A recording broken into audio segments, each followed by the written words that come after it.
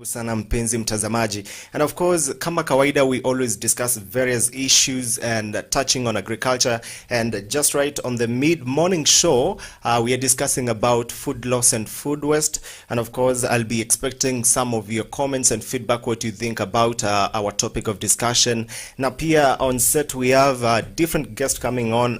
We have Samuel Mwangi, who is an agronomist. He will be joining us via a call later on the discussion, and of course right seated next to me is Bwana Nona Siale, right with me right here. Umenita bwana nikaa nini? Yeah, much welcome to the show, sir. Sante. And yeah, and of course we're discussing matters to do with food security and food loss and the food waste. We've seen there's a difference between food waste, there's a difference between food loss. Na tukiangalia sana sana food waste, it's all about this is the extra food that we throw away after tumekula, tumeshiba, and not forgetting that hii ni chakula inatoka kwa mkulima hapo nyumbani. Yes. And again, food loss, we maybe slightly understand this is food where we're having it lost in between the harvesting time before it reaches the consumer and everyone else in the market. Labda Noah, maybe you can just start by a simple introduction of yourself and maybe talk to us all about food waste and food loss. What do you think about it?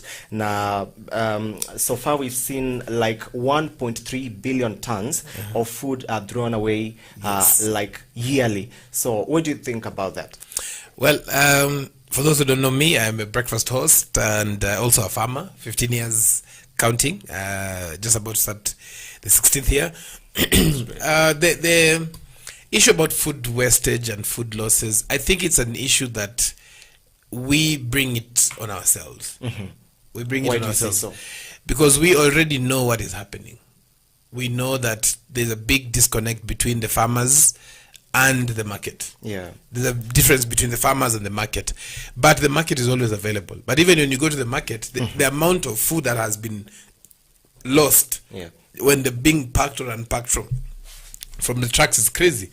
And so why I say it is an issue that we bring it on ourselves is because number one, even if we're having this discussion, and I think somebody will join us later, is there's a lot of overhype in growing some specific crops.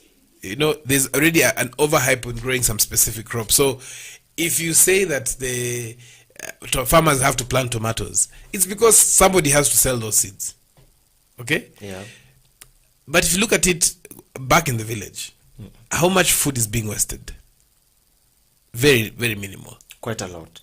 I don't know. In the village, I find that people tend to have specific foods for specific purposes, you know. But in the urban and peri-urban areas, we find that now there's a lot of food losses. Even when you look at people who are collecting garbage, a very big chunk of it is food that probably if something had happened before, probably preservation or post-harvest management and either processing, I think this is something that they would have done it better and avoided that. I know it's a big number that has a big number in terms of quantity of food that is wasted, but there are so many other aspects. I believe one of the biggest hype is an overhype in terms of, like, for example, the disconnect that is there in terms of avocados. We find a lot of avocado being thrown away, and yet people are planting thousands and thousands of acres of avocados. So I think it's a good discussion to have, and probably, again, just listening in to what others are saying. All right, so you talked something to do with the overhype of these commodities, but now looking at the current situation of the farmers, you know, farmers will rush for something which is, they see they're going to get something at the end of selling and at the end of growing it. Yes. But do you think maybe the overhype is something which is really contributing to this? Because you find we consume different crops, of course, and I don't think overhype will actually make that certain food become too much for that season. Look at it this way, very critically. Yeah. Do all farmers have to plant an acre of tomatoes? No. If you are, it's like asking, why I'm saying it's an overhype is because if you go to a shop probably a wholesaler who is selling non-food related items, they only stock based on the demand that is getting.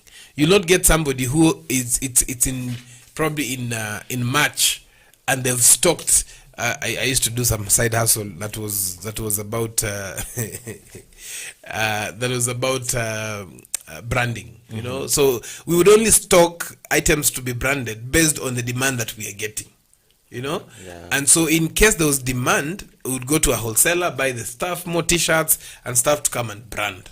Okay. Yeah. So in farming, you find that farmers are planting 3 acres of cabbages, but they are not sure how that will be sold. And I'm not saying that don't plant 3 acres. Can you do half an acre every week? So that when you start harvesting, you can harvest quantity that can be sold, disposed easily, while you still support what is happening on the farm. And the other thing, I think it also comes in with ignorance in terms of the part of farmers. Yeah. And ignorance is because they've been told this tomato can yield 90 tons. 90 tons times 60 shillings is 540,000. Yeah. Unakumbuka kama mkulima, hiyo itanitoa mbali. Hiyo itanitoa mbali. Oh, onions do an acre will give you 15 tons. It can even go 20 tons. 20 tons times 60 shillings, that's 1.2 million shillings times 4 acres. Otaniweke. Yeah. Then you can't sell. Then apart from selling, also the quality of the produce that has been overproduced, a big chunk of it is not marketable in terms of it's not grade 1. Yeah. All right. Now, the thing of food waste, food loss is not a thing of yesterday. It's not a thing we've seen yesterday. It's something which has been happening over and over again. Yes. But do you think maybe what are some of the mitigation measures maybe you think we can play along with to reduce this wastage? Najua tumetoka kwa msimu wa siasa. Absolutely. Na kuna watu walikuwa wanasema tuambiane ukweli. Yeah, so we have to tell each other the truth. Number one, as a farmer, you don't have to plant an acre of crops every time. No, you can do a part of it, probably a quarter an acre every week or every 2 weeks. At the end of it all, you're saving your cost of production, but at the same time you're also managing your expectations in terms of going to the market. So hii ni vitu lazima tuangalie vizuri. We see what is working well, what is not working well. Yeah. The other thing is over-reliance on specific crops for market. Yeah. You know, when I say that, I mean we have been told that for you to be a farmer, to be recognized as a farmer, I mean niko huko pia, you have to plant high value crops. These high value crops ni kitu kama tomatoes, onions, watermelon, Yeah, you know, capsicum.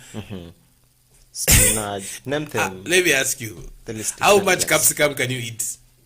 It's like very Exactly. kidogo sana, So just why not? How many times do you see capsicum in your food every day? just once a while.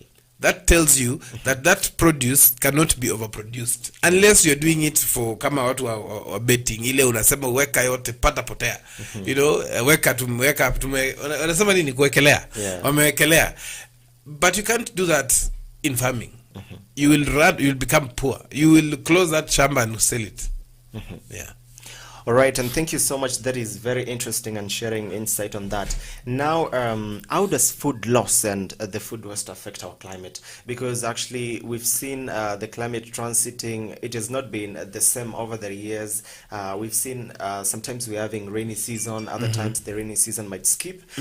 But do you think this has affected the food loss and the food waste sector, and how has it impacted it? Yeah, definitely. Yesterday I attended a meeting, and one of the things that was being discussed is basically the quality of seeds that we have. The quality of seeds that we have is not in line, is not in sync with the climate that is there right now. Yeah. And you find that we have a lot of seed, yes, and I will tell you for sure, yes, we have good seed, but the climate has changed. So if it was a maize that was taking 4 months probably, that maize that was taking 4 months is something that we have to ask ourselves, are we being honest?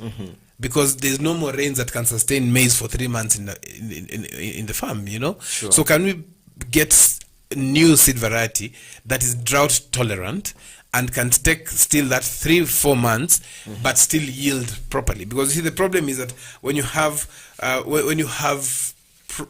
actually have produce that is not of good quality because of the weather, then you're not farming. You're just a hobby.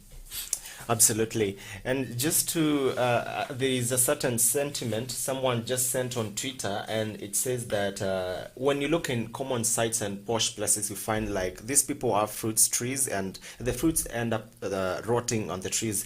And yet, there's another person who go to Rukana, they cannot afford even a single thing. What comes to your mind? I think there's a very big disconnect, John. You know, honestly speaking, let's be very honest. There's some food that can be eaten by other people. For example, a very good example, even if you go to the coast, they will eat more rice than ugali. Yes, there are some of us who will still eat ugali at the coast. But I've just remembered, when I go to coast, do I ever eat ugali? Okay, anyway. As in, yes, that is a topic that we need to ask. But remember, when we were growing up, we always used to be told, usitupe chakula, kuna watoto wanalala njaa. Absolutely. Okay? Yeah. So, if you talk about somebody in Turkana who cannot be able to get food because food is being wasted elsewhere, we need to ask ourselves, do we share the same taste buds? No. The other thing is, this particular fruit trees that we're talking about are being grown all over. Yeah? Yeah. The hottest for me is avocado. You find avocado plants everywhere. In fact, I visit different varieties. You visit your mom and akupatia. You visit my dad and some zilikuwa mingi hata ametoa mbegu, is doing some seedlings. But why are we still saying this, and yet we are still encouraging farmers to keep on growing like acres and acres, hundreds of acres of the same avocados? Why don't we just go and now buy from the farmers who already have? Yeah. So that is for me what I say. Yes, as much as we want to make sure that we are saying the truth about this food, let us also be very objective in terms of what is food wastage. Yes.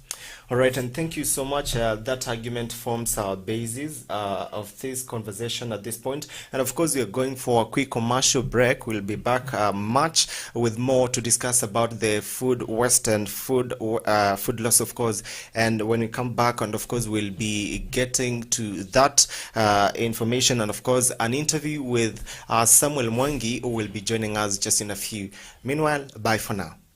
This is food waste. This is pure food waste you can see here. Lakini leo tumeweza kupeleka some of this good produce. Kabla ijaribike tupeleke people who need it more. Are you happy about the initiative? I'm very happy because today I feel I have touched somebody's heart. The way I see in the TV, people are suffering, and we are throwing food away here in Melo. Today I have given away the food I have given away. It is going to help somebody and to save their hearts. Our main objective is to we cannot tolerate anymore food to rot in farms, lying everywhere. There's no prices, there's no logistics, and people are still starving in Marsabit. Umerudi na kitu kadogo mfukoni? Yes, even me I have nimepata kitu kidogo niko kwa mfuko, na ile chakula nimenunulia yule mkulima huko somebody pia amepata kitu huko machinani. Kwa hivyo nimefurahi sana. Unataka kuambia wakulima aje sasa hivi? Kama ingewezekana wa join this food campaign to Marsabit.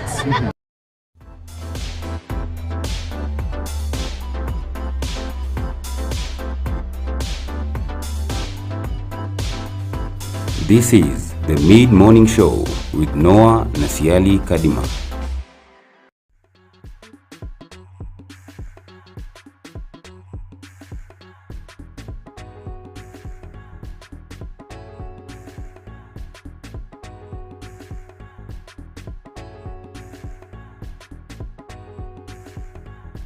So I'll take you through the parts of a beehive, and I'll use the Langstroth beehive just to show you.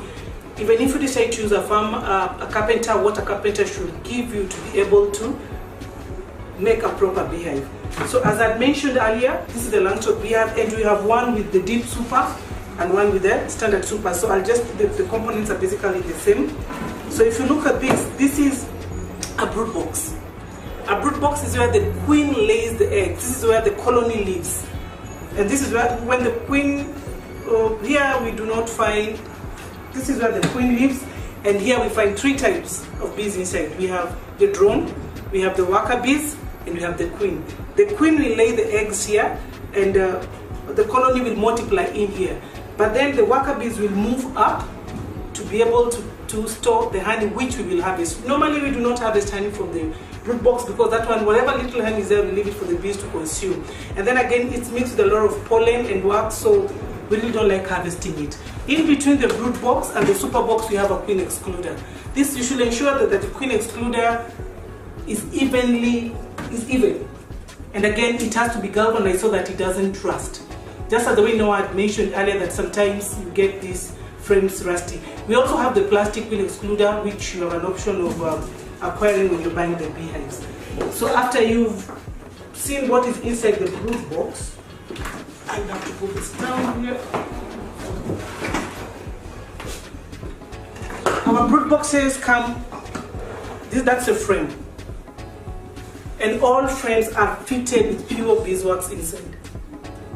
This beeswax is not manufactured by humans, or it's not industrial.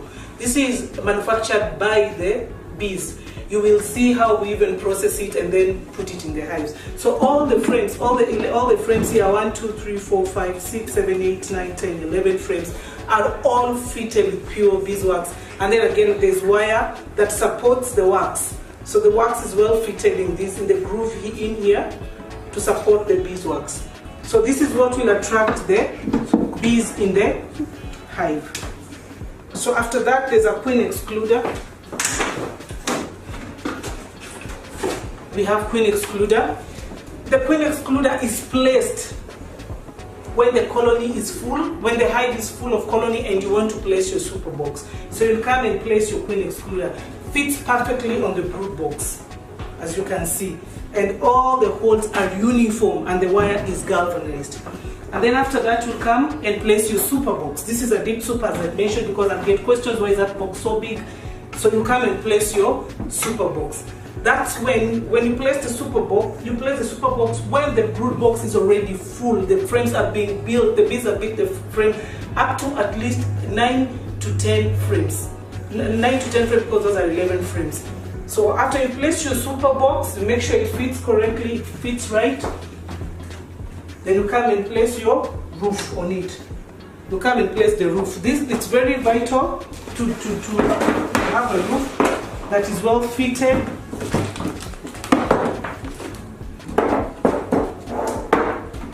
I will show you how a standard roof should look like. Look at this roof. This roof is properly insulated with plywood. This controls heat in the hive. Imagine building a roof with just without the insulation.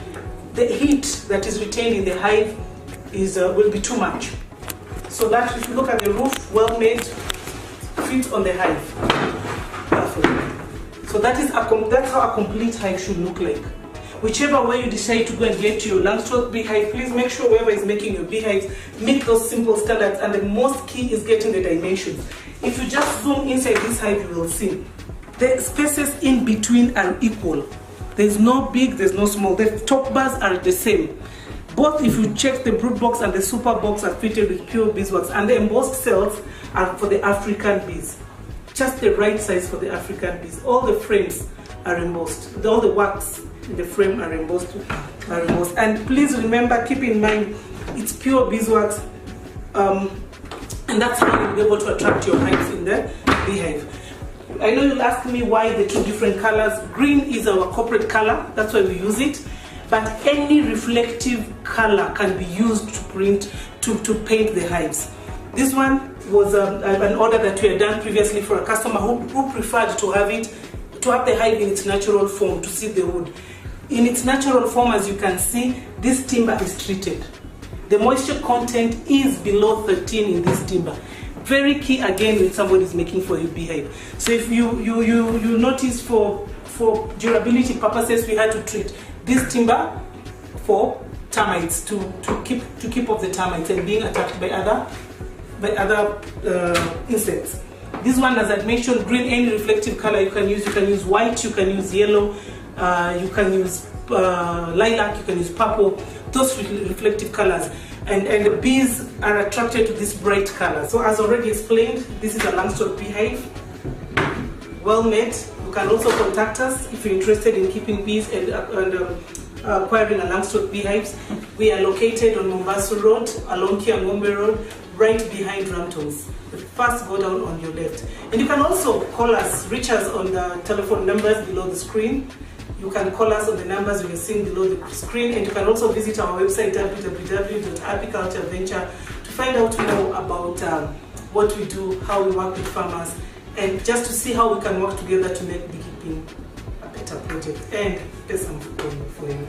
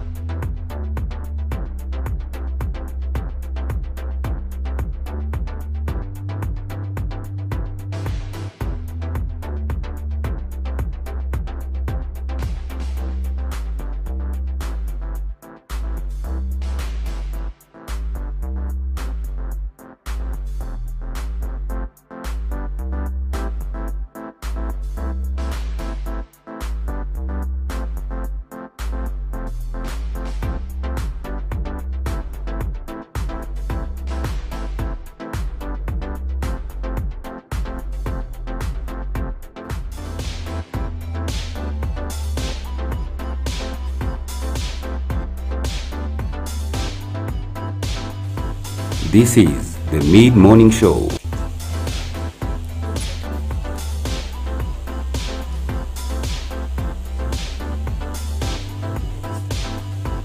This is the Mid-Morning Show.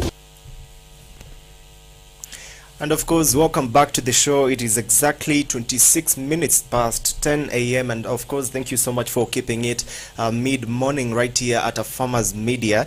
And thank you so much. We are discussing about food loss and food wastage. And of course, as I earlier on introduced to you, my guest Samuel Mwangi, who will be joining, an agronomist who will be joining us via a phone call. And of course, Noah, who is right here with us. And of course, we are just joined by Jackie Moore. Thank you so much for joining us just in the middle of the show. This topic is very, Jackie, very let the emotions interesting. up. This Let the topic, emotions. I just had to come and contribute because Yeah. there's no, you cannot be telling us whatever you're saying. No, don't be Thanks for emotional. having me. Thanks for having me and accepting me. Usikue emotional. To come to your show. all right, great. So we're talking about food loss and of course food waste. We've had just a look at the food waste. Now we're looking at the food loss, and of course we understand it's all about the food loss. It's all about the activities that the farmer does to make the food get lost in between the harvesting period and reaching the consumer. So Jackie, from your point of view, what do you think what can be done to avoid the food losses and all that, because people are getting angry and people are dying out of anger day and day? So what's the point of But it? even before I respond to the question on what can be done, I first want to know. Sema tu. There's that story we saw that was done by one of the medias Yes. on fruits rotting in most of, not even, they mentioned the posh estates. But Yes. fruits get rotten in most of the farms because of one or two reasons. Yeah. One is What because- reason? Not one or two. There are many Wakati ya reasons. election, There are Isha, many reasons. tell us specifically. There are Because many reasons. Aya. No, he's saying it's an overhype. Yes. On some of the crops. It's not. Yes. It's not. Why? no, we have facts Why do here. you say so? It's not overhype. It's first of all, I've said there are many reasons, but me I have two. It's Okay. because of ignorance and Jackie, ignorance and lack of awareness. Jackie, how many farmers have you visited who grow tomatoes? Many farmers. How many grow onions? There are many farmers. How many grow cassava? Few. How many Yes. grow sweet potatoes? Many. How many grow rice? Few. Where is food wasted? Have you ever seen sweet potatoes wasted? Have you ever Very seen rare. cassava wasted? Have you ever seen maize wasted? Well, let us be very objective. What is wasted is what we have been told plant, it has market. Everything has market. Tell me of a farmer who has grown cassava and has wasted that food. How many cassava do you find thrown all over? But how many cassavas can a farmer grow? You see, Take one. No, but see, that's take what I'm one saying. Plant of, one That's plant what I'm saying. Of, Do you know when it comes avocado, to how many fruits does one tree of avocado produce? More than even More than 1,000. 1,000. So why do we have to plant 10,000 plants and yet avocado is going wasted? That's what for me I'm talking about. Yeah. Because the person who is making money is not the farmer. It's the person selling seedlings. I'll tell you for sure.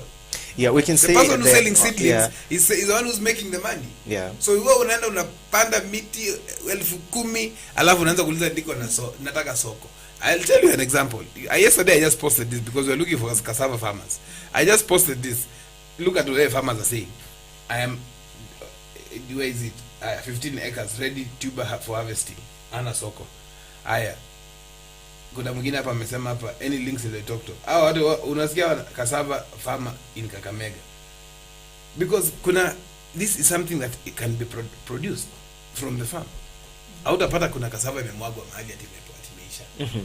You will not get maize. That could be a reason, but I think maybe Jackie's point on the ignorance and the Lack farmers of On the part of who?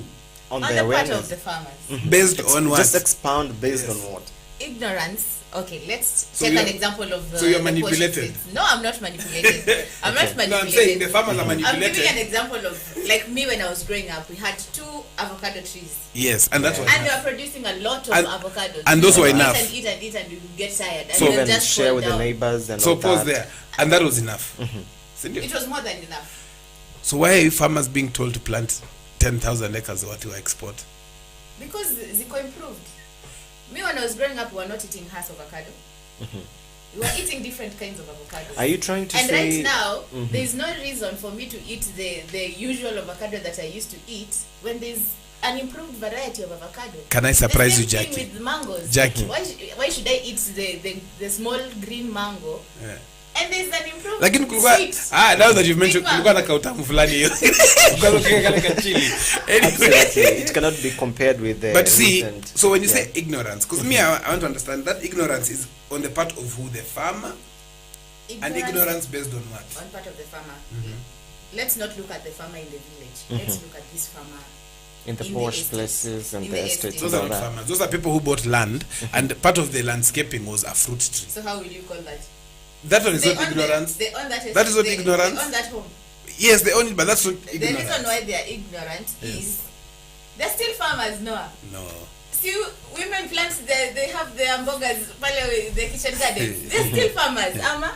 Yeah. So they're still farmers. You have that tree. You've eaten the avocados, and they are more than you can take. Yes. You just look at them falling down, and you're like, achana nazo tu. Lakini You tell haziozi. the guy to sweep and make manure out of it. Which is still okay. No, it's Circular not. economy. No, it's Food not. to farm to farm. We disagree. Why would you throw away those avocados when there's someone mahali fulani hana uwezo ya kununua avocado? How much does avocado nini trade at right now? 40 shillings, 50 shillings. Yeah. And people are throwing them But away. but avocado in the village, just here in Githunguri, is 4 shillings. Yeah. Where is the and I disconnect? think that's the So overhype I he's talking come about. all the way from Nairobi to Githunguri. Not to buy necessarily. avocado I'm not for saying. 4 I'm not shillings. saying that if these people were to sell to us those avocados. So do you want to say that those people in those posh estates that have avocado plants should Harvest them and give it out free of charge? you can give them as charity. Take them to children's homes, or even actually today I was thinking in the morning. We used to have ile maziwa ya Nyayo. Yeah, And it used to be free of charge. Hata Nyayo apumzike. Because Even now they still milk in schools. Kulikuwa na supply hakuna. Iko. Wapi? Mimi watu wangu wanapanga maziwa. Group of schools. I don't remember kids getting milk Why again. don't these guys in the posh estates harvest these avocados or whatever fruits? Just give them to hizo schools zenye ziko tu hapo. But let me ask that Instead question. of throwing them So away. is the issue the what is the issue? Because is it the issue that it's in the posh estates, or is it that avocados? Because John, when you go back to the village, how much mango is wasted? A lot. How much avocado? So let's remove the posh. For me, I'm fighting the issue of the posh. No, leave posh the estates. posh. Leave the posh. Yes, yes. Even if you go to and Machakos or Makueni or Kisii, and that or is why- wherever, whenever there is that season, they have. So let me ask you. season, there'll still be food waste. Let me ask you, Jackie, because we have to be objective. This food wastage, especially in Ukambani and the regions, why is it happening? Because see, we have to also be objective and say, why is it happening? That's why I said that there are many reasons that is causing food wastage. The first example I've given is ignorance, the people in those posh estates. And then there's lack of awareness. There's lack of awareness. Because you have, let's now take these serious farmers who are doing maybe large-scale farming of fruits or mangoes and oranges. Yes. And the aggregators, I don't want to call them brokers. The broker too. The aggregators come Just a kind and they one. give you low prices. Uh-huh. Unasema heri hata hata ziharibike kwa shamba instead of me selling. But you Yeah. see, And the lack There of is some awareness ignorance comes on that in- point, and the especially lack of the awareness prices. comes in Yeah. at you're waiting for an aggregator who will come and buy at a better price. but you see, we are mixing Instead of issues you- here. Instead of you taking it to the market. No, we're mixing issues. We're mixing the issue of the market. We're mixing issue of transport and logistics. We're mixing the issues of people dying of hunger and posh estates. You know, so for me, the issue is, if you ask farmers who are growing avocados today, and Jackie, me, I want to tell you this for sure, the farmers who are buying avocado seedlings today to grow will not sell those avocados. I am telling you, 3 years from now, you will be telling me, hey, people will be calling in here and asking, muko na soko ya avocado. Yeah. How many plants? 6 acres. I'll prove you wrong. Because everyone is. Unless, what I'm saying is is unless we start asking ourselves, when the avocado is being exported, what is it going to do? Can we do it here? Exactly. Because And that's lack of awareness. it's yes, lack of awareness, yes, but you see, the issue is this: lack of awareness based on what? Because lack of awareness is a general term. Yeah. I can just come here and vile nimepigiwa leo nikaulizwa aufanyi show nikasema sikuwa najua. That's lack of awareness. No, But you see, communication. Yeah, that's ignorance and You see, miscommunication. so some of the farmers are also being ignorant. Yeah. And not necessarily because it's already out there. The price of cooking oil is so high. How many of those farmers are actually investing or even coming together and say, hey, those of us in these posh estates, each of us has 5 avocado plants that is going to waste. Can we contribute X amount of money? We can use my servant's room there or something that we can do what? We can process this oil. So pia ni kujituma watu wajitumi. So if we analyze it that way, then you realize the food wastage is because we don't want to go to the last mile. We don't want to go all the way. Because if we were to go all the way, then it would mean that we have less avocados rotting and more cooking oil. Yeah. But you'll find that avocado is going to waste. I normally don't want to link the food wastage with people facing hunger. For one main reason, some time back we went to Marsabit. And the way back, we came, when we were there, there's a lot of fish, very good fish, and a lot of livestock. In Marsabit, yes. Marsabit, they're in the Lake Turkana, the other side of Lake Turkana. There's fish in Marsabit. A lot of fish. In fact, they even have coolers that have been put there. If our producer can actually see some of the pictures, we even took some of the photos there in Marsabit. Yeah. A lot of fish that is there. But this food that is being taken to Marsabit as as it's called what? Charity food is called what? Yes. Donation. The donations. Those trucks are coming back empty. Can those trucks come back with dried fish? Exactly. Can those trucks? Some of the best breeds of goats are found in Marsabit. You know, the asal areas for obvious reasons. Yeah. Can those trucks come back with food? With the what is it called? With the goats. You know, when the goats come these sides, can they be used? The manure, can it be used to start thinking? Can this manure go back to? I mean, they already have the manure there. Can we start using their area to grow?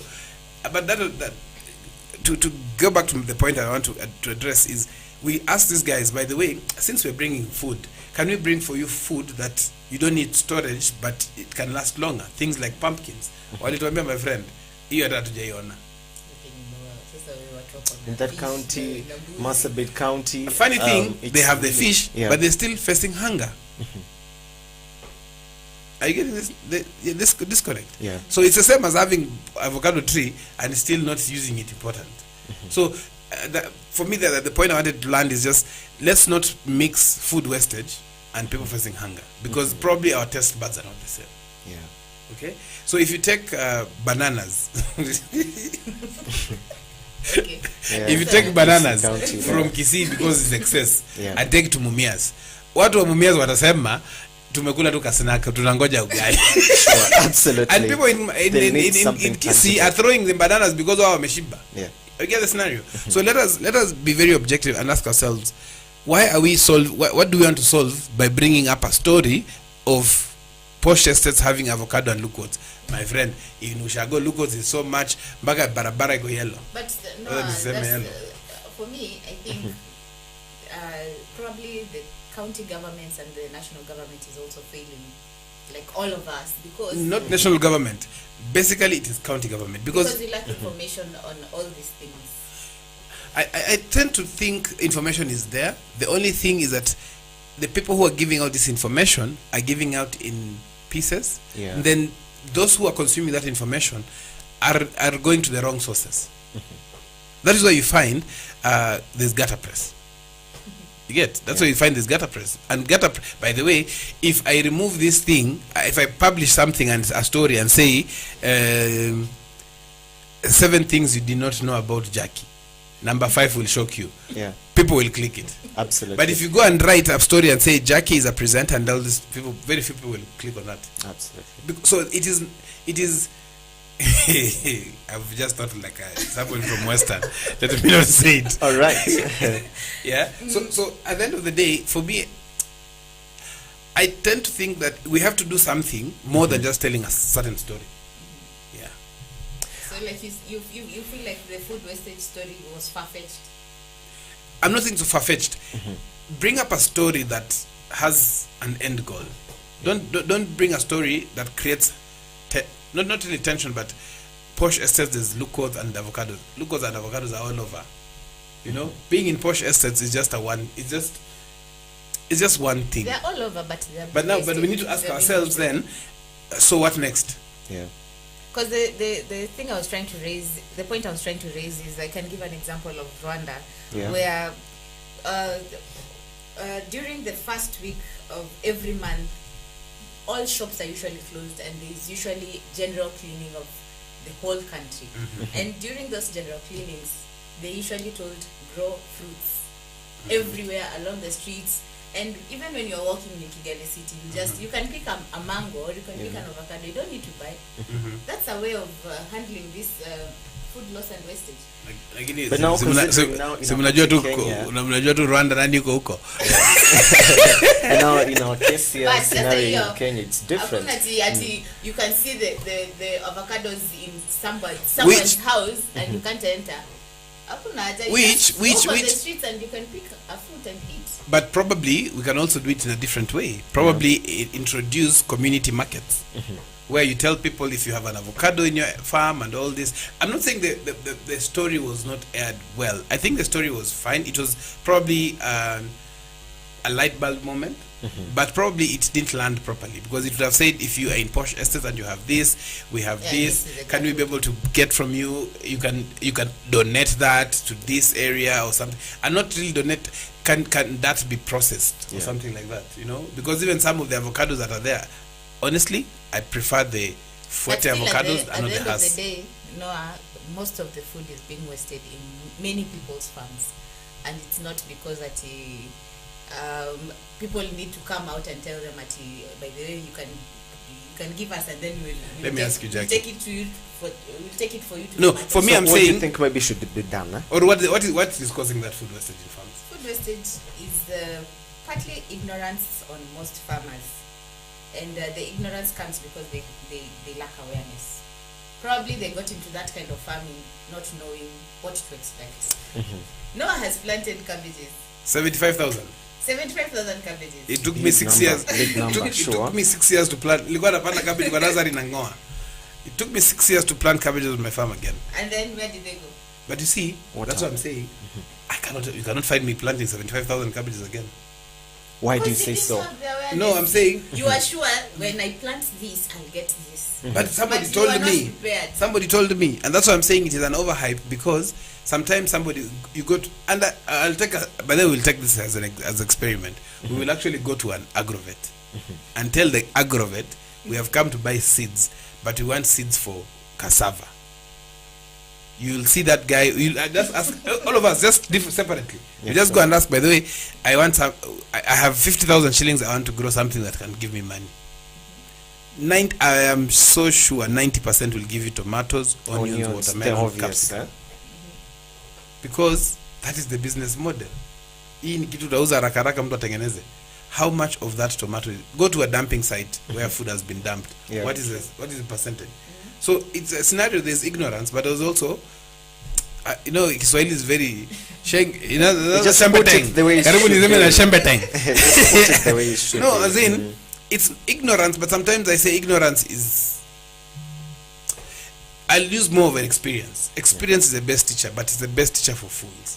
Because we have seen farmers suffering planting 3 acres of tomatoes. Why don't you plant an eighth of an acre or a quarter of an acre every 2 weeks? You will still get that money over a longer time. Managing 3 acres of tomatoes versus managing half an acre every week. Different ball game. Amount of food that will be wasted, different as well, because close to 25 to 30% of 3 acre farm will go to waste. Yes, because you might not be able to feed those tomatoes, so that each cluster gives you X number of fruits of weight.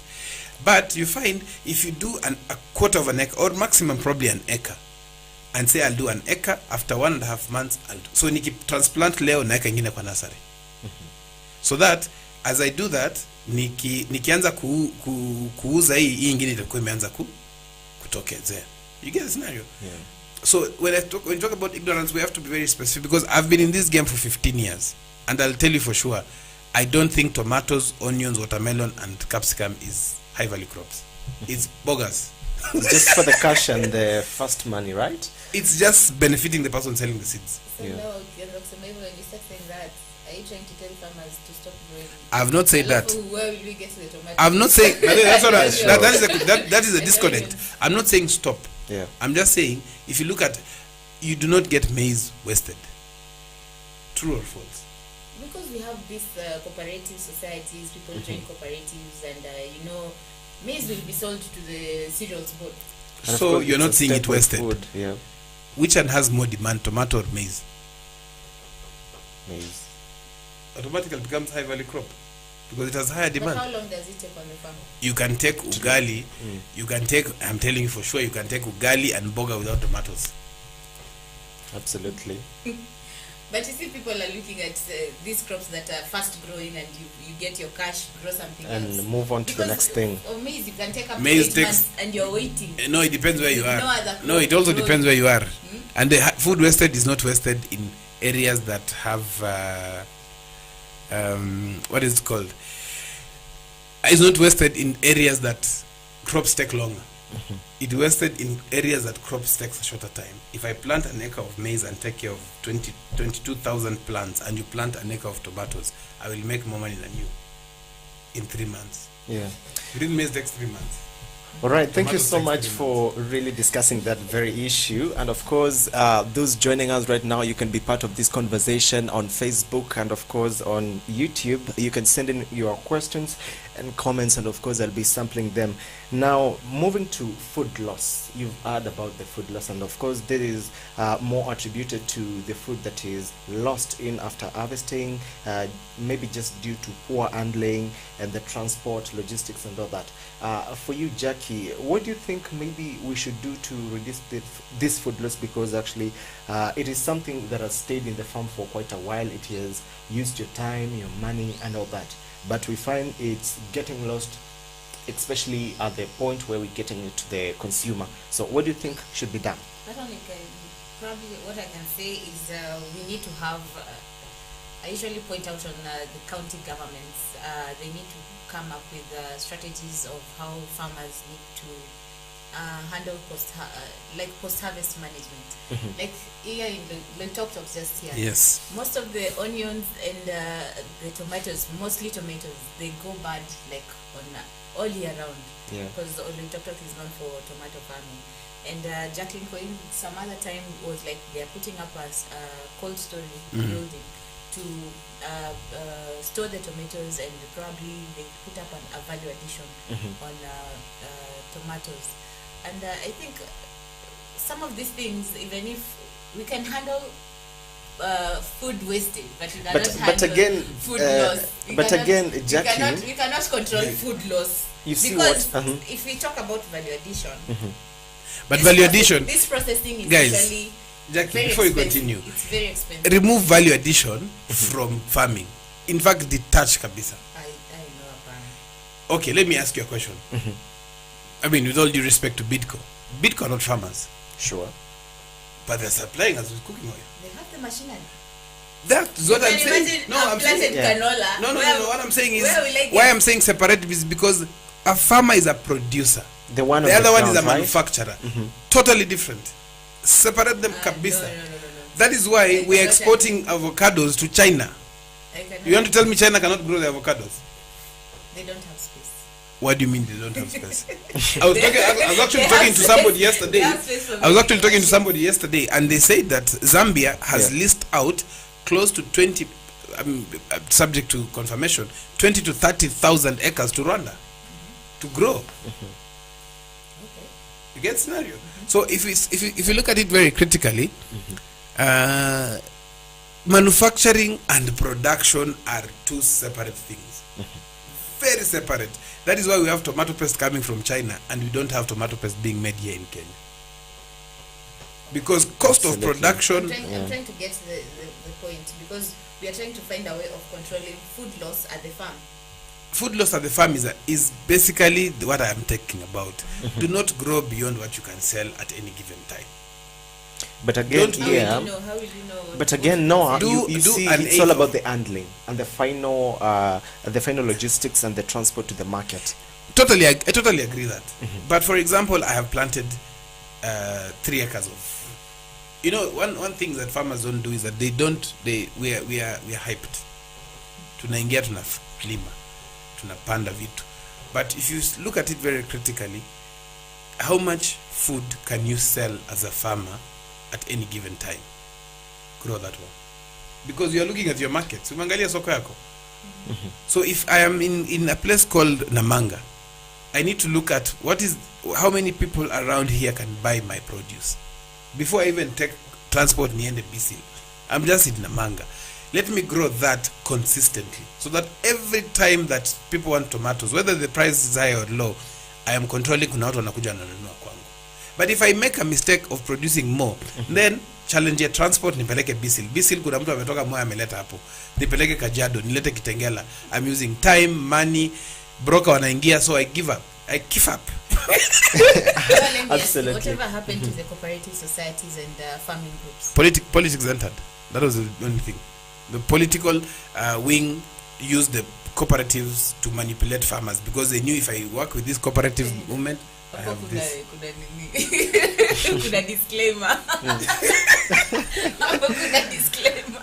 No, it's true Yeah. to some extent, because you find look at the unions. Look at the teachers' unions. Look at most of these cooperatives, and they've been manipulated somehow, because that is why unasikia wameitwa mahali nini, unasikia kuna nyumba juu ya mlima fulani wameitwa. At the end of the day, these cooperatives cannot be managed by people who are not actual practicing members of that. For example, if I am part of a beekeeping cooperative union, yes, I have to be a beekeeper. I have to learn so many things about it, But the purposes of it is not to collect money and membership. It has to be make sure that cooperative movement tunatengeneza bees, not bees, honey value addition. We are training other farmers. We are recruiting other farmers with an end goal of looking for market for this. Not only honey. Remember, you cannot just come from a cooperative to sell honey. Yeah. What are the byproducts of honey? How many other people need this honey? How many people need the good oil that comes from honey products? Yes, elephant repellent. Beehives are also being used as an elephant repellent. And you see there's an overhype of you need this kind of beehives. I went another place and I got beehives that are made from logs and are even producing more than the normal beehives. Yeah, they're the traditional ones. Yeah. Yes, and those traditional ones are even producing more and are better than even some of the top science related research companies are encouraging farmers to use those ones. So ukiambia mkulima unaenda kwa mkulima hapa unapata amenunua hizi top Kenya top or something 40 na hazina nyuki. Na hiyo mwingine kwa juu ya mti na iko na nyuki. Obviously there's a disconnect. Wanaambiwa hii haitafanya haitakuwa hivi. So let us tell farmers the truth. Tuambiane ukweli. Don't overhype things. Tulikuja tukaambiwa hybrid seeds, panda nyanya nini, how come you don't see those adverts? But the reason why I'm asking about the cooperative societies is because there's a lot that can be achieved once you join a group. Nasemekanga inakwanga kibele moja haiwi chao. When you're gathered in, like, you don't really need to join like a bigger cooperative society that is known. But why are farmers scared to form their own? No, we're just selfish. Not scared. We're just selfish. Let me tell you, farmers are so selfish that nikikuwa na hii dawa ya kupiga, natoa hii label ndio neighbor yangu asijue. Instead of us agreeing, wewe panda an eighth of an acre leo, wewe mwingine apande kesho, mwingine kesho kutwa hivyo. When these guys come to buy, they come to us. Kila mkulima anataka kupeleka yake sokoni. Peke yake. Na ajui hiyo soko utaenda nayo pick up uko na kilo 200, neighbor yako iko na kilo 300. Mkishikana ongeze mafuta, you're going to the market. Right, so thank you so much for that, and of course we'll be looking to my friend. Yeah, thank you for really expounding that topic. And actually I think so, finally, what do you think we will achieve after making sure that the food loss and the food wastage is not really happening to our farmers and all the stakeholders? First of all, before we even go and say what we can achieve, basically we have to ask ourselves, why is this happening? And one of the things, as Jackie has mentioned, is ignorance and lack of unity. I'll say ignorance and lack of unity, because you'll find 10 different agronomists visiting 10 different farmers who are neighbors. Okay? Yeah. Because number one, every farmer does not want to share what they're getting from this guy or this lady, And as if you look at that discussion, you find that these farmers are just doing the same thing, growing the same thing: nyanya, kitungu, watermelon, capsicum. Chances are most of them are growing that. You will find the other farmers who know the market well. Wale wakulima wanakuanga na ile blackie, unajua ile black mamba, ile bike. Na ama boda or motorbike, sorry. Utapata hawa wakulima wanapanda spinach, sukuma, managu, terere. They go with one sack every day to the market. Every day to the market. You will not find any food being wasted in that farm. So there's no food loss technically. Yeah. But utapata mkulima mwingine anapanda nyanya, anafika mahali anasema chekae bana. Amejaza nyanya kwa boot. All right. Okay? Yeah. So what we can do is that probably start sensitizing farmers and asking farmers, are you really growing the right thing for the right market? Yeah. You know, if I stay in an estate that has 140 houses, can I grow something for 140 houses? That is, hata nitoe calculator, unajua hii uzee imeanza kuingia kidogo. If you grow, if you grow and say you have an estate takes probably 140 houses, lakini watu wa estate wanwangi kutoka bandirani, but let's assume 140 houses. But why have I picked 140? Yeah. Nearly 140,000. Let's pick 200 houses. Of those 200 houses, 100 buy from you. Yeah. Tomatoes. Twice a week. Sikilo moja Jackie akaya anapikanga. How many kilos of tomatoes do a household of 4 people use every week? 2 kilos. Every week? I'm one. I don't. Let's say just 3 kilos. Let's join to 2 kilos. So 100 houses times 2 kilos, that's 200 kilos every week. If you sell at 60 shillings, you have 12,000. 12,000 times 4 months, 4 weeks, 48,000. 200 kilos, you need a room like this one. Why? Yes. Why do you go and now start growing 3 acres? Na hata una pick up, transport, shamba kwanza kufika kwa shamba ni mbali. Don't put for yourself stress that you cannot manage. You will find this 48,000 shillings times, let's assume you harvest for 4 months. That's 192,000 shillings. Yeah. And then remove the cost, the fertilizers, the standard, yes. Yeah. So if you have an acre of land, yeah, it's enough. Unachukua an eighth unaweka nyanya, an eighth capsicum, ujama pendi capsicum, sijui kwa nini. An eighth watermelon. You know, watermelon 200 plants, you need less than an eighth of an acre. 200, yes, 200 plants. 200 plants, if you manage those fruits very well, assuming 150 survive. Watermelon, I don't know who made watermelon does not survive. Times 2 plants, times 150 plants, times 2 fruits each, you get 300 fruits. Yeah. If each fruit gives you 5 kilos, you have 1.5 tons. That's less than an eighth of an acre. Yeah. Enda kwa kitunguu sasa ndio kizungumkuti kidogo. But kitunguu it's advisable half an acre and above, you know. So uko na eighth water. So you're constantly in the market. The secret in business, which now it has to be the secret in agribusiness, is consistency in the market. John, uko na nyanya leo? Ndio. John, uko na nyanya leo? Ndio. Lakini the moment uko na nyanya leo, John, hapana, itakuwa ready lini 1 week. That buyer is no longer your buyer. Sure. It's like kama nyuki. Nyuki ikikuja mahali kupata safe land, kuna maji nini, itatengeneza honey. Ikikuja ikutane na hakuna maji, hakuna maua, it goes away. That is how buyers are. So if you're doing agribusiness, consistency is better than production. So if you're producing, make sure your production is consistent. That is why kuna wakulima ukienda kwa soko wanafungwanga gunia 2 ya either 2 ama 3 sukuma, spinach, managu. Every day these guys in the market, every day. Na hiyo gunia moja ya sukuma, I think it's around 90, let's assume 90 kilos. Yeah, no, 60 kilos. 60 times 3 gunias, that's 180 kilos. Yeah. Ukiuza na 30 bob, huyu jamaa yuko na 5,400 daily. Assuming atafanya for 20 days in a month. That's 108,000. He's making more money than you growing tomatoes. But then no, I That's think clean money, people sure. are misinformed. Then where can someone get this kind of information? Because Farmers people Media. wake up in the Absolutely. Piga simu 0700. Right, so morning. thank you so much, guys, for. They don't even know where to get this information. I can actually plant No, an eighth and eighth and eighth Jackie, and do the math and see. Farmers have, and they know, but we are just greedy.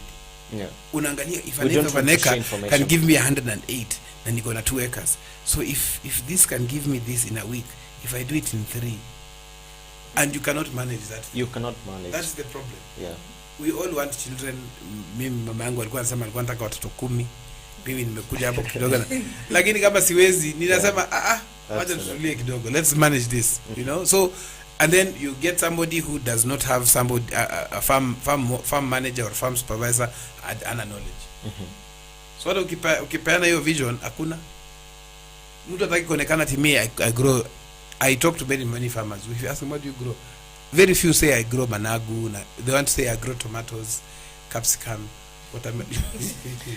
All right. So thank you so much for really sharing information about the food loss and the wastage. I know farmers are going to grab something and make sure that they implement that to the latter. And of course, we're taking a quick break right here on a Farmers Media.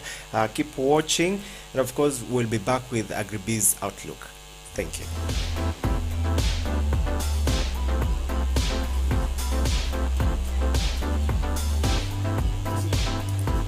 This is the Mid-Morning Show.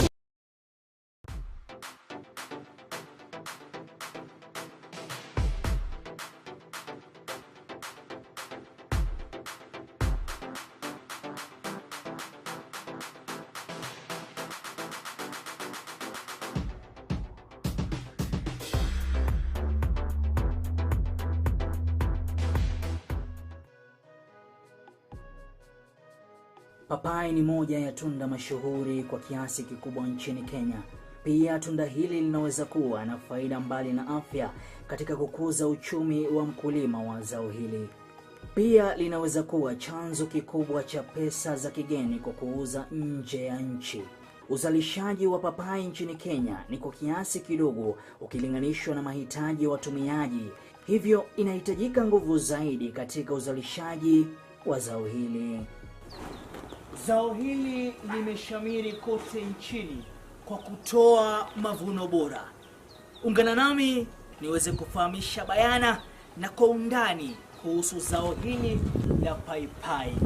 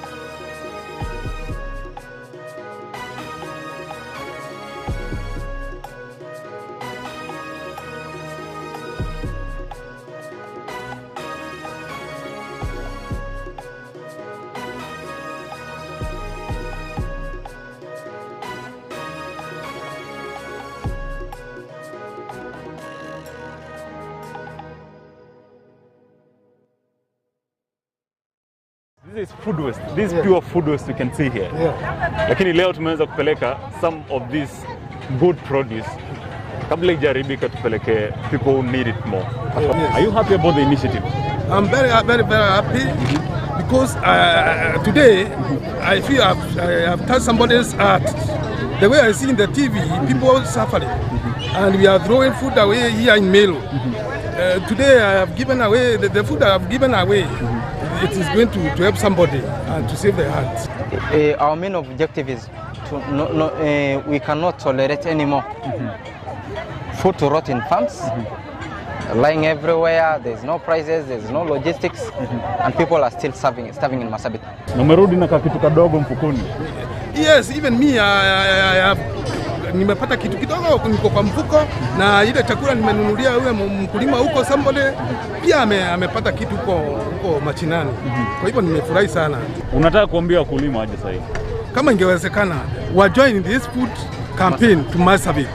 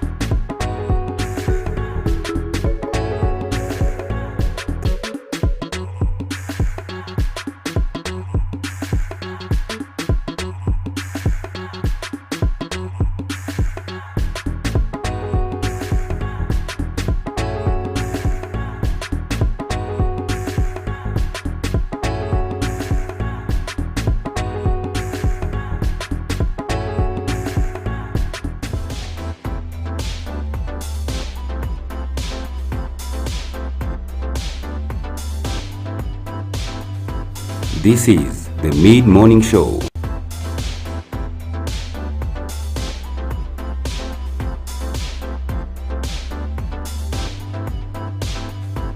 This is the Mid-Morning Show.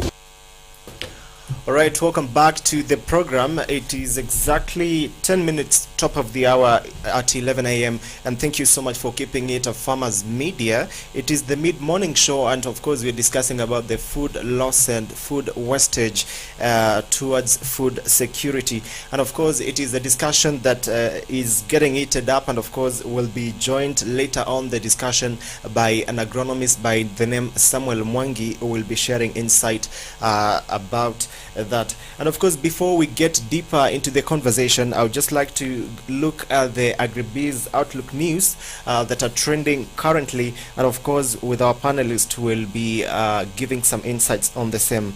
Now currently the newly elected government of the Federal Republic of Somalia has opened its market to the lucrative Miraa trade. And now speaking at the Kagwe Tigania West, Agriculture CS Honorable Peter Munya said the lauded efforts by President Uhuru Kenyatta. He has further confirmed that a delegation from the Somalia would be visiting the country to make plans and how we are going to export the Miraa to that country, and of course formalize this and other economic agreements. And I'd just like to hear your comment, Bwana Noah. It's we're getting started to importing, not really importing, but exporting Miraa to Somalia. Jabba. What do you think? Jabba. Cat. Jabba. Cat. Guka. So what do you think about this? I think it's a market that can be, I rarely talk about, I call the controversial crops. But it's a cash crop, right? It is becoming a cash crop, but in terms of managing, I mean, it's already growing in the area. Yeah.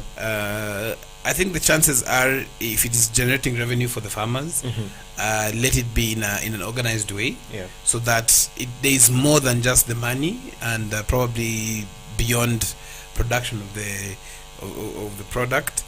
Yeah, so I think it's something that I rarely comment on controversial crops. So yeah. Just on that, just before we move to the next, Yes. you see, it is something which is new and of course being introduced into the industry. it has been there. yeah. It was there for some time. Then it was banned because of the conflict that was there in the borders. Yeah.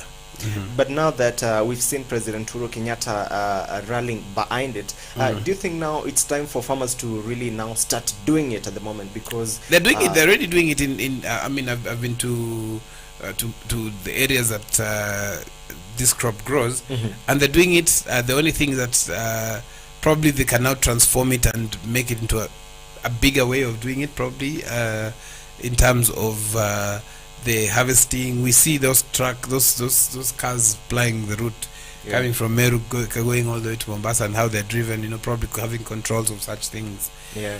But being a crop that is being exported and generating revenue, probably it would be nice to see how are the farmers benefiting from it.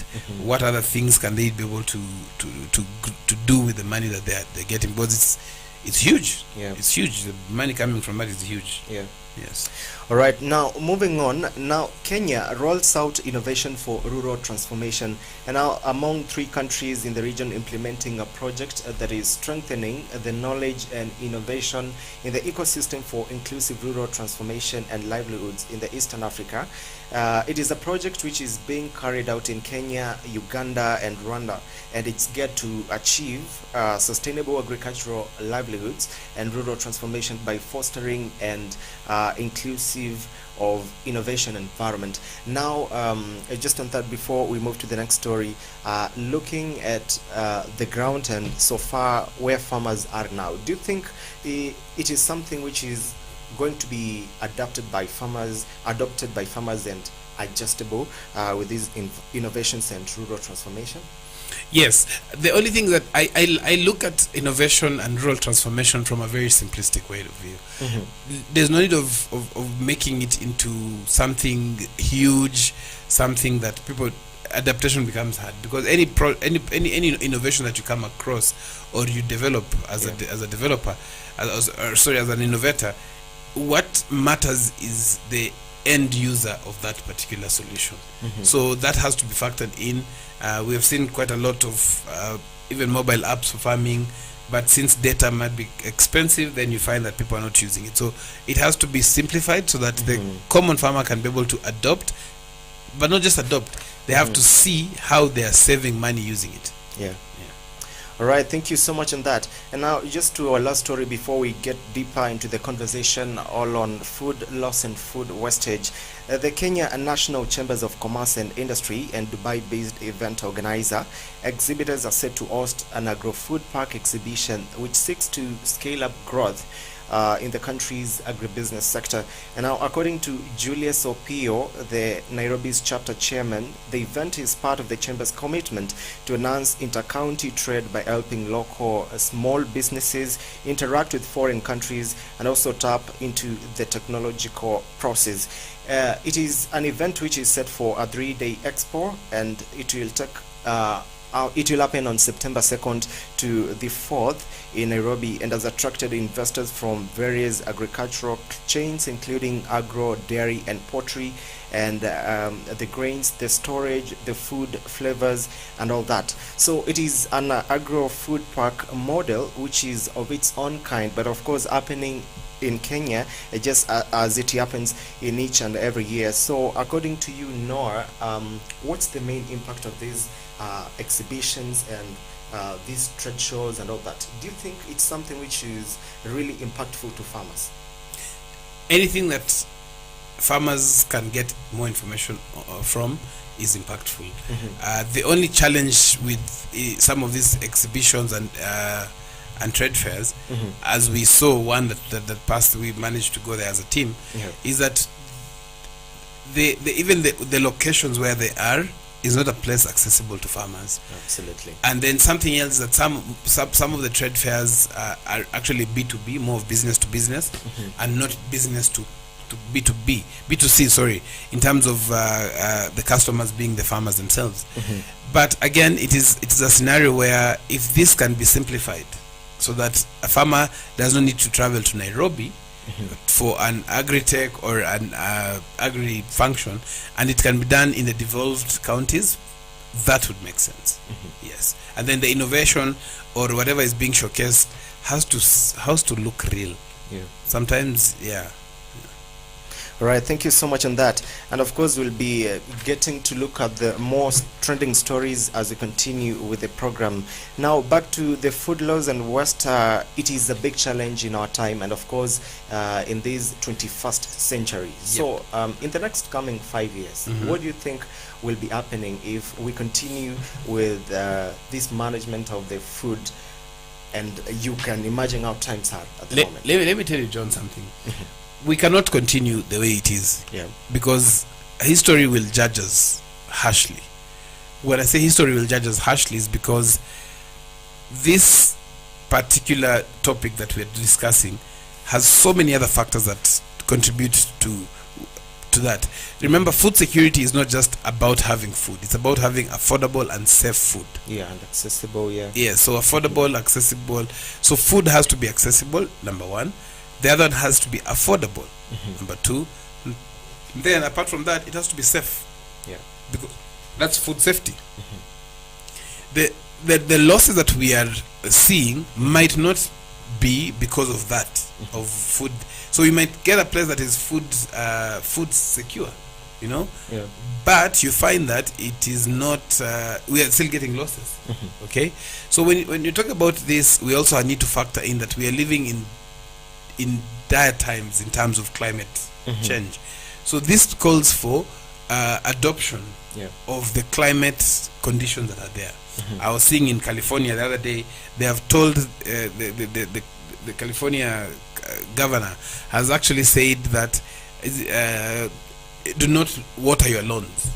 Ukikuwa na ile manyasi ka lawn mzuri, don't water it, because they're having a crisis with water, and that is the developed world, you know. So when it comes to Kenya and Africa in general, we have to ask ourselves, what can we do with the changing climate conditions? And it's moving from bad to worse. So is it seed varieties? Is it a hotly contested discussion of gene editing? You know, what are we doing? What can we do differently? You know, adopting different taste buds. For example, if you've been eating a lot of wheat in terms of bread, can you change and start eating cassava bread? Or Jackie ametoroka hiyo story. Yeah, so that those are the things that we ask farmers. Can farmers now start adopting to this? Yes. All right, thank you so much for actually sharing some insight on that. Maybe you could add which are other available solutions to this, so that farmers can really reduce the waste of food. Again, going back to what I was saying earlier, let us stop overhyping farmers to produce more without more than what they require to produce over a given time. The other thing is that let us also make sure that these farmers that we are talking to can be able to access some facilities, you know. So they can be able to access some facilities. So if you look at it very critically and see that yes, they can be able to use to access these facilities, then automatically then you know then there is a problem. Okay, so facilities look like what is it called, like storage, cold storage. You know, we have the charcoal storage facilities that are available that farmers can be sensitized, because food losses is happening based on quality, post-harvest management or handling, and then next is transport and logistics to the market.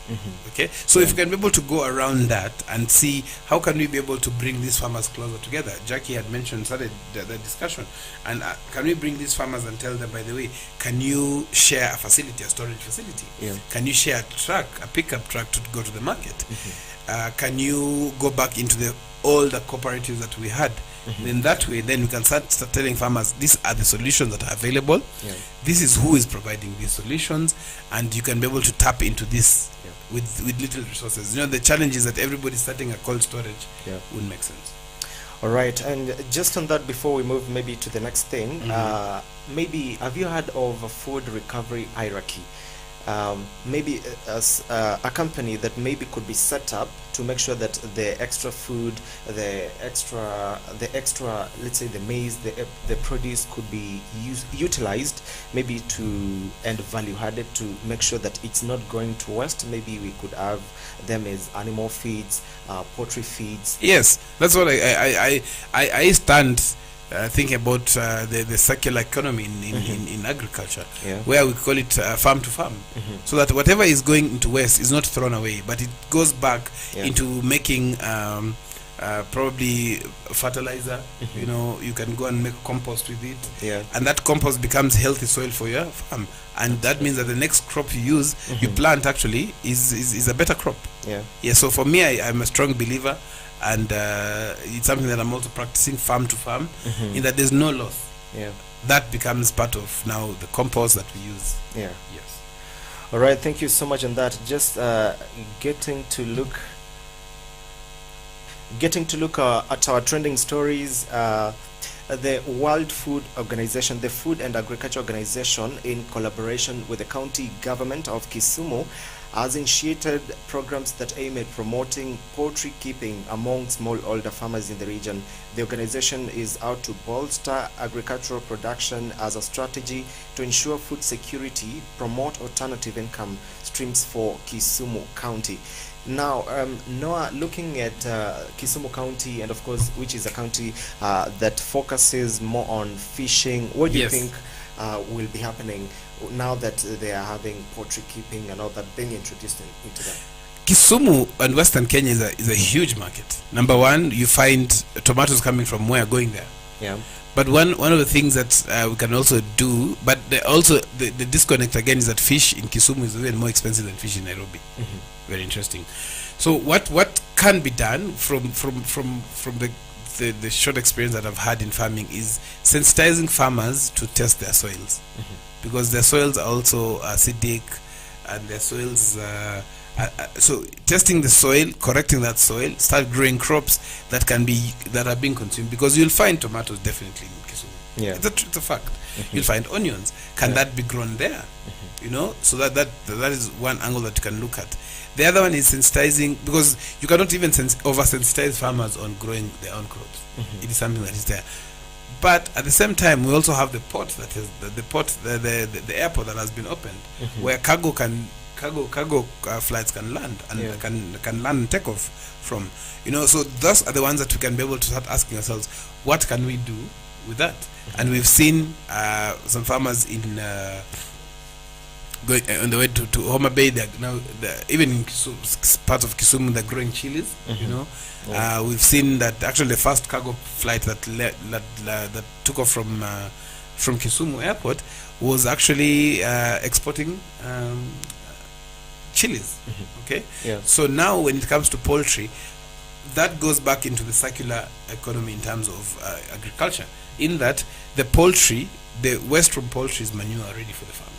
Okay. Yeah. So that can be done. So adopting it I think it is not hard. The only thing is that whatever you're adopting has to be something that is measurable, so that you can be able to manage it and scale it probably. Yeah. Yes. Now, looking at the story at it, now it is a project that has targeted 10,000 farmers. And you know, obviously it is a village which has so many farmers. So what should be done to make sure that all the farmers are sensitized, to make sure they can access this project, make sure maybe they could be supplied with the chicks, maybe they can access these grants? Yeah, what do you tell farmers today? Maybe what do they need to do to make sure that they get to access these grants? To be able to access that, lazima ujitume. You have to you have to send yourself. That's fine, because somebody will understand it, right? Lazima ujitume. You have to go out there and look for what, because if you don't do it, someone else is doing it. Yeah. For me, my motto in life is, if you don't do something, somebody else will do it. You know, and so you ask yourself, can I make sure that I'm done doing it? Okay, so that's number one. The other thing is that I don't think it's sensitizing farmers anymore. Farmers already know what they're supposed to do. I think it is showing them how it is being done. Yeah. And showing them means getting some demonstration farms. It means getting some star farmers in the different villages, so that these are the farmers where people go and say, hey, you also did it. Yes, I'm doing it. It's here. I have chicken. For example, I met a friend of mine, and I got privileged to be able to visit him. It's called Kelvin Kea. And if you see what he's changing, the environment in and around his farm is amazing. Using clean energy, you know, adopting to fish farming, excellent keeping of poultry keeping as well. Yeah. And if that is done regularly, then and say that is a demo farm or a demonstration farm where other farmers can come and learn from, right at village level, then you start transforming that. Right, thank you so much for really sharing your thoughts and insight on that. Just moving to another story before we get our guest Samuel online, we'll be talking about the youth embracing ICT in agriculture. And now, technologies and innovative farming practices have the potential to enhance agriculture sector's productivity and effectiveness. By this, the government is recognizing the potential in the use of data and ICT technologies in agriculture development by promotion of digital solutions, especially for youth upcoming farmers. And now, most farmers with an average age of 60 years old and young people pursuing non-agricultural careers are, as opposed to following in the footsteps of their grandparents, young people interested in the agriculture sector are now asking the policymakers to shift from just normal farming and embrace technology in order for them to venture into the sector, which is now feeding millions. So no, they say most of the youth today, they believe agriculture ni kujichafua, farming ni mtu hataki kuchoka and all that, but we've seen the technology come in. Do you think this technology is going to woo many people to really get into the farming? No. Or it's a lie. It's a lie. It's a lie. Let me tell you the truth. Farming is not a clean job. Yeah. But it's not a dirty job. Remember, even an aeronautical engineer cannot be dressed in a suit. Atakuwa na overall akirepair ndege. Yeah. So it's not dirty in that si kazi safi, si kazi ofisi. It's not si kazi ofisi. Farming is not a white a collared tie job. No, it's not. Because it is a profession. For example, it is just regarded dirty because probably of some of those who are doing it are packaging it that way, and also it is actually something that has to change the mindset. I am a farmer. You will never see me dirty, very few times. But when I'm at my farm, I'm not dirty. It is my place of work. It's like a mechanic. Yeah. You cannot judge a mechanic by the fact that you saw him in an overall, oil spilling all over, and judge him that mechanics are dirty. No, so it's a mindset thing that has to be changed, and changed very fast. All right. Yes. All right, thank you so much for sharing information about that. Now, back to our topic on the food loss and waste, and of course, it's a big challenge which is affecting Kenya and the entire Africa. Now, we think it's about time we raise voices and stronger partnerships and more public-private investments to really chip into that. But how efficient do you think this is going to work? Because looking at it, farmers of late, some of them are ignorant. They don't want to listen to information. I mean, they cannot access information, and they're limited, of course, to getting some of these things. Kuna watu pale mashinani, kuna ule mkulima wamezaliwa, amekuwa akigrow knowing I can always farm maybe maize and that's all. They don't know anything else. Just farm maize. If you've learned and you've perfected and you've learned how to grow maize, just perfect it. If an athlete has gone out and their work is to run 100-meter race, you'll not find that even if he practices how, you will not find that athlete running a marathon. But it's about now getting informed and maybe moving to more resilient crops, and of course which are making more money. Yes, that is something that has to be adopted, and that is one of the things that we as farmers we are actually sensitizing farmers on adopting to seed varieties that or crops that are climate smart. Yeah. You know, and basic things like testing your soil, getting to use the right manure, right fertilizer, and all that is very important. It's very important. So if you look at it very critically, then that is something that can be done. Yeah. Yes. All right. Thank you so much on that, and we'll be joining Samuel Mwangi, who is an agronomist. He'll be talking to us more of the food loss and waste. And Samuel is a guy who has been in the industry for quite some time, and of course he will be joining us via phone call. Keep sending your requests and as well as your comments on Facebook, on Twitter, and on YouTube, and of course you can engage us our number, and I'll be sampling some of your comments right away. Yes. So let us try and call him. Let us see if we can get him on phone. Yeah, but again, as we look for wait for this guy for the guest. One of the things that is critical. Hi, how are you? Yes. Yes, Samuel, welcome to the show this mid-morning, and thank you for joining us at this moment.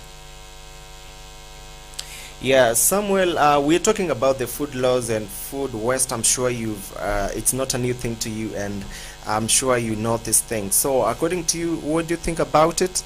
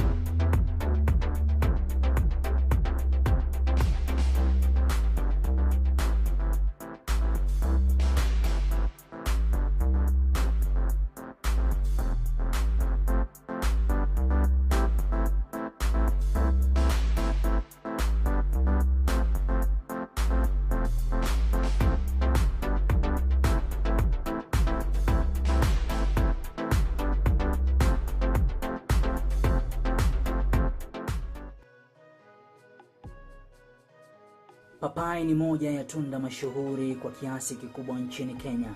Pia tunda hili linaweza kuwa na faida mbali na afya katika kukuza uchumi wa mkulima wa zao hili. Pia linaweza kuwa chanzo kikubwa cha pesa za kigeni kwa kuuza nje ya nchi. Uzalishaji wa papai nchini Kenya ni kwa kiasi kidogo ukilinganishwa na mahitaji ya watumiaji. Hivyo inahitajika nguvu zaidi katika uzalishaji wa zao hili. Zao hili limeshamiri kote nchini kwa kutoa mavuno bora. Ungana nami niweze kufahamisha bayana na kwa undani kuhusu zao hili la paipai.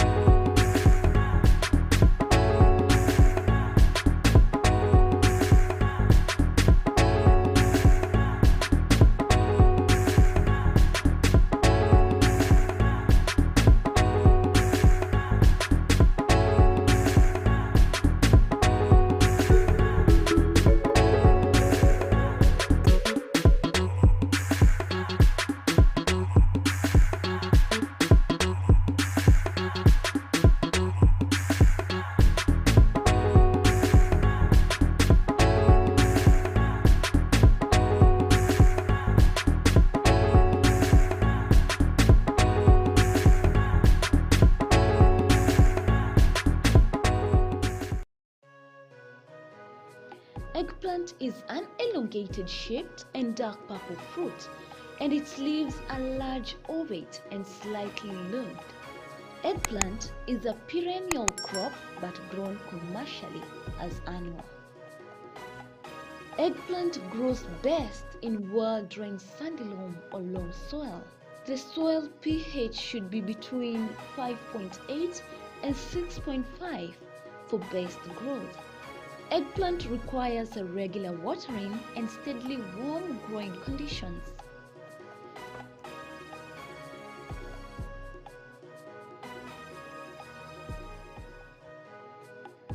Amaranthus, or locally known as terere, is a highly nutritious vegetable that is cultivated and consumed as a leafy vegetable in many parts of the world. It's easy to grow, matures fast, as it takes an incredible shorter period than most traditional crops. There are many species of amaranthus, with some green and others red in color. When growing amaranthus, ensure the soil is well drained and rich in phosphorus, and most importantly, ensure the seeds are well distributed to achieve an even spread when establishing a green amaranthus field. Amaranthus is especially loved for its tender leaves and for their healthy dose of ions, vitamins, and a range of minerals.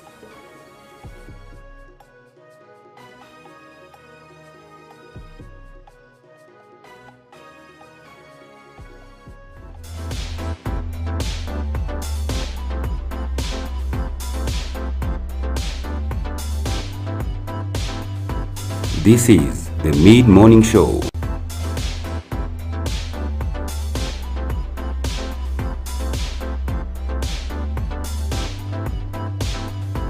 This is the Mid-Morning Show. Right, welcome back to Farmers Media. We just after the break. It is exactly 40 minutes top of the hour, and of course 20 minutes to 12 p.m. where of course we'll be wrapping it up. And of course we are discussing about food loss and food wastage. We'll be talking to Samuel Mwangi, who is an agronomist from Some Agronomist, and of course he'll be sharing his insight about the food loss and what he thinks should be done to elevate or rather elevate the waste of food, which is currently much and not promising to the country. So before we just move to that, I would just like to get to the trending news happening right now before we get to a conversation with Samuel.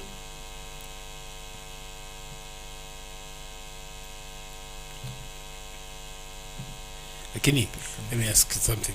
When it comes to the money that is allocated to support farmers, where do you think it goes? Because that is one of the challenges that is happening. Because agriculture is devolved.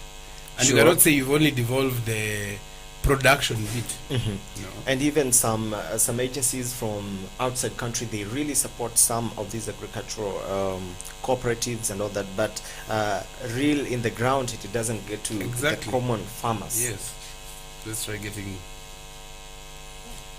But I think it is something I can say it's for survival for the fittest. Those who are already on the ground and those who are actually able and doing in large volumes are more likely to get access to this thing. Hello. Hello, hi. I'm fine. Can you hear me now? Yeah, we can get you loud and clear. How are you? I don't know if our producer can get him. Yes, can you confirm I can hear you? All right, so Samuel, welcome to the program. Yes. Yeah, we just on the third round, just finishing up to 12 a.m. We're talking about food loss and food waste. I'm sure it's something you've heard.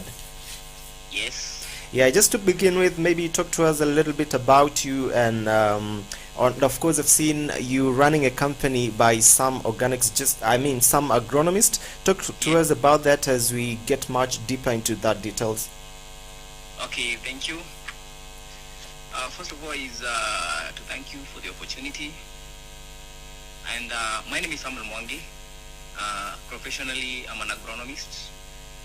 I usually market myself on Facebook platform where I call myself Sam the Agronomist.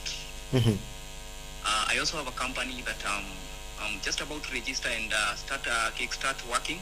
Right. That is called Samtech Agribusiness Solutions. Yeah. And so far so good, because I also do greenhouse constructions and Right. management. I'm working with different clients on farm management, where I'm managing onions, managing French bean. I'm also managing cucumbers and all those horticultural crops. I have numerous numbers of them that I'm managing. And basically, I'm a youthful farmer. Yeah. And it is also a challenge to me that whereby we need more youths in agriculture. That is also to save on the topic of today about food security. Because if as youths, and basically you all know that in Kenya youths are we are very many. Yeah, sure. So it means if we come up together as young people, energetic people, and embrace these sectors of agriculture, then it will mean that there will be the problem of food security in Kenya and also in the rest of the world will be a thing of unheard of. Yeah. Yes. All right. Thank you so much on that. Now, Simon. Yeah. Yes. Let me ask you, what is the difference between food wastage and food loss? Food wastage. The difference. Okay, from my point of view, food wastage is where the food does not reach the consumers. Maybe because of maybe it has been destroyed. That is through storage and processing. That is on the phases of distribution. So that is the first thing I can base my answer on food waste. So meaning, waste food is that food that cannot be consumed by consumers.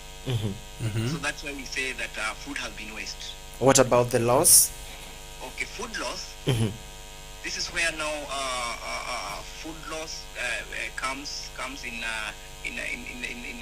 the fact that food has not been maybe let me base my answers on maybe on the farm. So when you come to the farm, sometimes you'll find out that you've grown your crops, and then an occurrence happens. Maybe pest occurrence occur in your crop, and then all the food have been destroyed. Yeah. So that's where we now come. I now base my answer on that is when I could term it as food loss. Yeah. Yes. Right, thank you for the explanation. Just before we get much deep into that, and what do you think are the main causes of this food loss and food wastage? Why are we getting ourselves into that? And then, okay. Yes. And just to add on that also, is it who is contributing the most into getting the food insecurity? The food, food wastage. Okay, let me answer now the first question before I come to that. Now, some of the causes of food losses and wastage. Mostly food will be wasted or will be lost when we don't have maybe good storage structures or good storage services, when we don't have good transportation of food. So maybe to add on that, if maybe a certain food should be transported in this way, and then you transport it in another way that will make it get wasted, then that will cause food waste. If maybe we store food in ways that they are not supposed to be stored, by that we shall have food wasted or food getting wasted. Yes. So most people will okay. Can you kindly pardon the question that the last question? Sorry. Okay. Now there was another question that you asked. Maybe you can make me clear on it. Yes. Is it what can be done to reduce food wasted? Or rather, who is the main contributor in this? The main contributor of Food loss and waste, of course. by that, I think we as human, we are the most cause of human waste. Because as a food, sisi ndio ambao tunahusika na hizi vitu. Naam.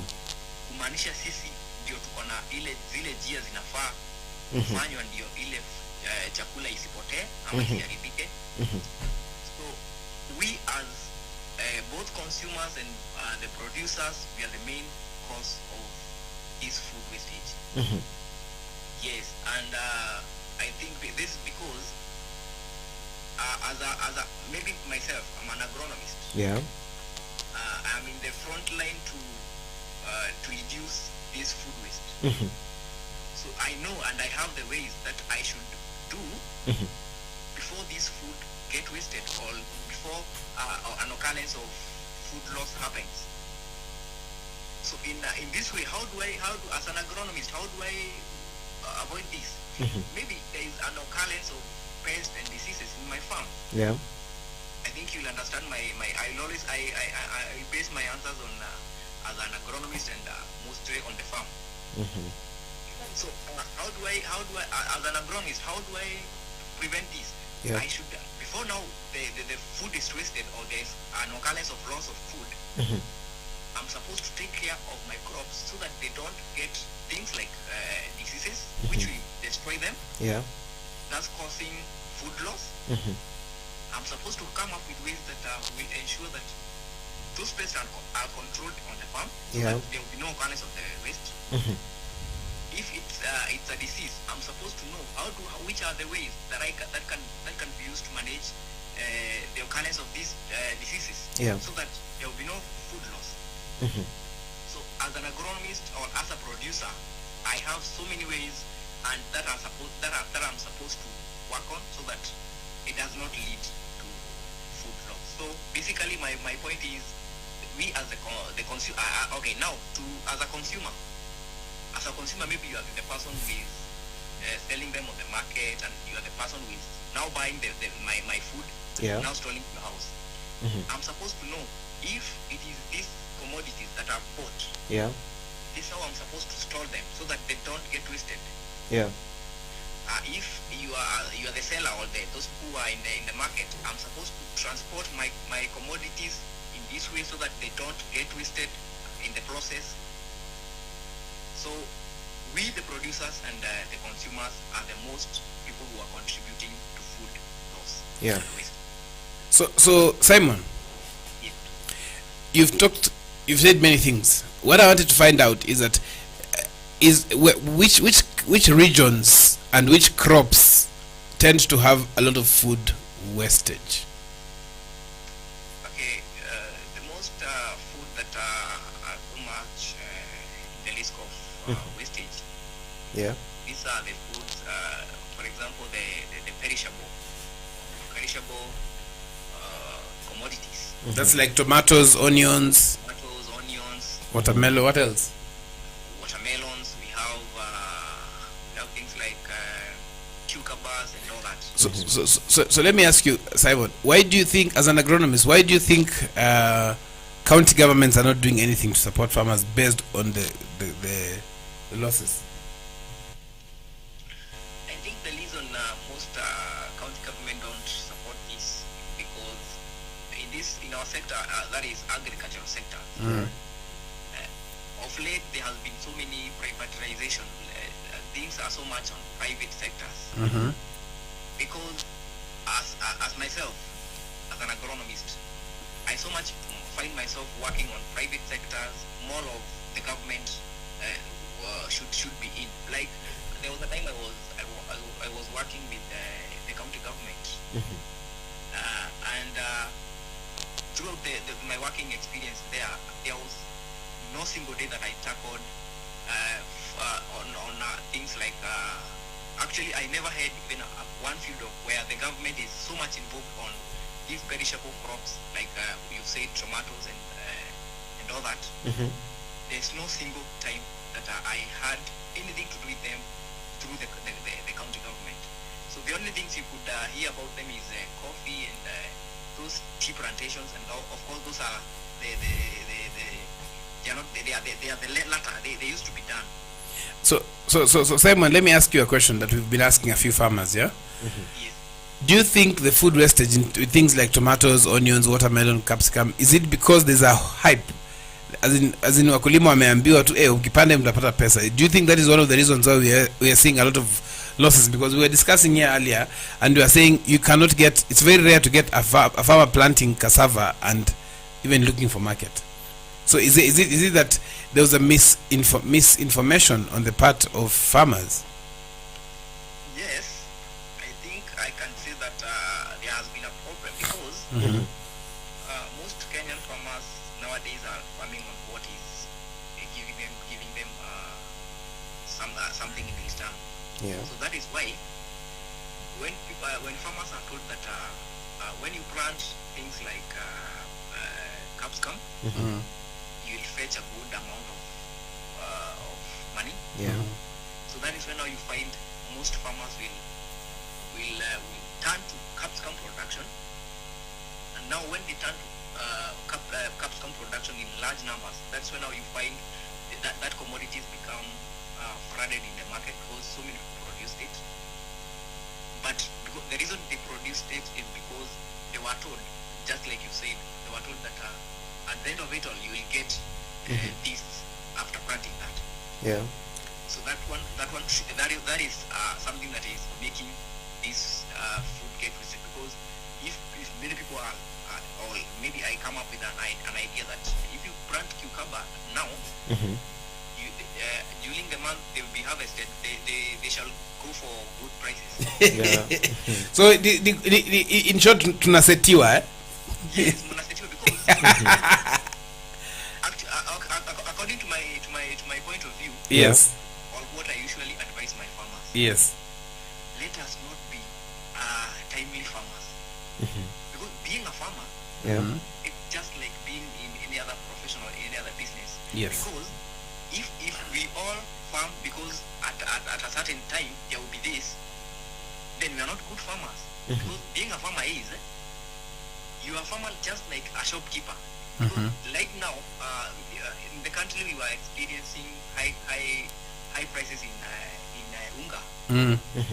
So there is no particular shop that mtu alifunga, because sahi ati mtu akafungua duka kwa sababu unga iko bei ya juu alafu ikienda chini afunge. No.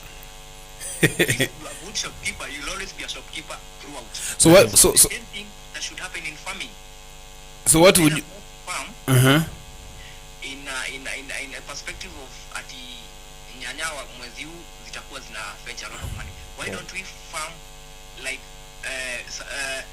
you are a farmer year in year come, because when you do that you will not experience the challenge of even the pricing, because like personally I also farm, and what I do, I make sure I'm in the market throughout the year, so that if at a particular time the prices of tomatoes are high, yes, I'm in the market. When they are low, I'm still in the market.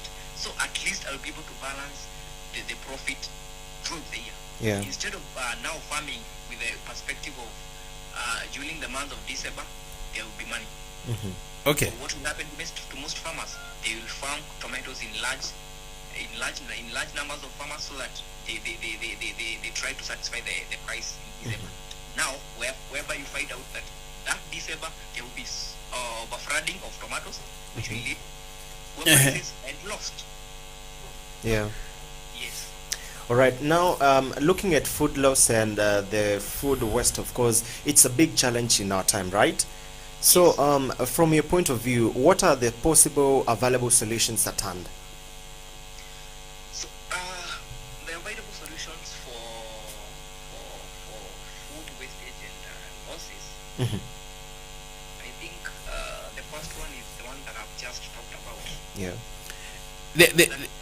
Simon, just to add on what you've said, who should take center stage? Whose responsibility is it to make sure that we are not having food losses? Is it the farmer, or is it seed companies? Who takes specific responsibility? I think the person who takes the first responsibility for that Mm-hmm. is the farmers. Mm-hmm. They are the one producing these things. Yeah. Mm-hmm. So this is where now, like you've talked about cassavas, Yes. as farmers, I think there should be that division of farming in our country, because like you've talked, there is no way you'll ever heard of food losses in cassava. I've never heard that, because even cassava is not even enough in our market. Yes. I hope you understand that. Yeah. But when you come to other horticultural crops, there are so many of them, and if they are not, at a given time, there are so many of them, because of the fact that we are doing farming because of a certain target Mm-hmm. at the end, and because we are the farmers who are producing these things. I think we are the first people who are supposed to now get to the drawing board and think about that, because we are the one who are producing. So if you produce like you've talked, so the first solution should come from us, the farmers. Thank you. People who are directly involved in farming. Thank you, Simon. Thank you, Simon, for your insights. I know we'll be getting in touch with you as well. So thank you very, very much. I'm also thankful. All right, and that is Simon Mwangi, an agronomist, and thank you so much for really sharing that information, and it was very vital, and I hope you farmers there and anyone else watching, you're keeping up to date with what exactly we are talking about. Don't forget to be always part of this discussion, pale Facebook, Twitter. Keep your comments there, and of course let us know where you're watching from and what you think about our topics of discussion, and what else you think maybe we should include programs for the betterment of you. Yep. Thank you for having me today. Just to keep on encouraging farmers, just make sure that whatever we are doing is bringing us back to our farm to improve it, Yeah. and not just to take out everything.